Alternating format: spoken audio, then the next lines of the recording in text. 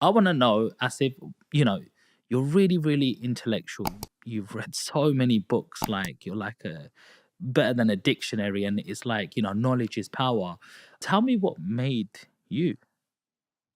Where did you grow up? How did, your life go? What made you into this guy today?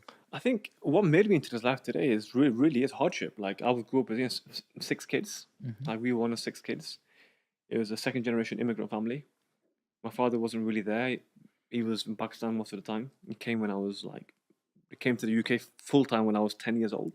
So I, who was that male role model for you up until then?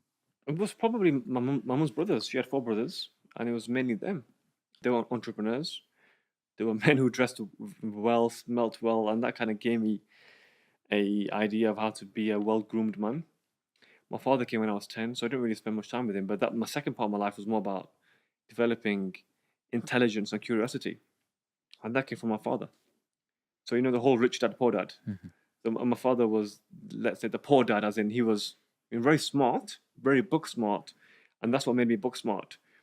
But the rich dad were probably my mom's brothers who taught me about business, etc. Mhm. So you have to have both in your life. Yeah. You have to have that intellectual person who teaches you how to be book smart, but also the rich dad who teaches you how to be money smart and Mhm. how to know the difference between a asset and a liability. Mhm. Like my father, his financial advice was saving is earning, Mhm. and that you can't get rich from that advice. And his advice was, study hard, get a good job, get a good degree, which served me well in the sense that it gave me medicine, it gave me respect, it gave me curiosity. But it doesn't then leave a legacy behind, which is where my uncles came in. They had restaurants and businesses, and they were very entrepreneurial. Wow. So, what was school like for you? Mm. So going back to primary, secondary, what was you like back then? Did you always have this sort of personality about you, being inquisitive, or always, I wouldn't say like winning an argument, but always knowing something about something? Yeah, no, I've always very smart. I always put my hand on first in class. I always try to be smart. I try to be smart but funny. So, smart kids aren't funny. The smart kids are like very studious. They sit at the front of the class, take notes, very nerdy. I was nerdy, but I was also cool and like funny as well and witty and Hmm. sporty. So I tried to have one thing my father told me, which I never forget, is a healthy body is a healthy body has a healthy mind. Hmm. So do not neglect your physical fitness. So be the fastest in the school, the guy who can jump the highest, the guy with the strongest arm wrestle, the guy who can, is the best at football and cricket, which I was, and the smartest as well. So be Hmm. all of them, and I've taken that with me, into my 30s. You feel like you're a bit of an all rounder, I like to you be. Yeah, know? you have to be multifaceted. You have to be. You got to hit life hard on every aspect. Hmm. Is but I'm trying to find out where that drive comes from. Who is Asif? What makes you want to be the best dressed, the best body, the best knowledge, to be the funniest in the room? Where does that come from? It comes from.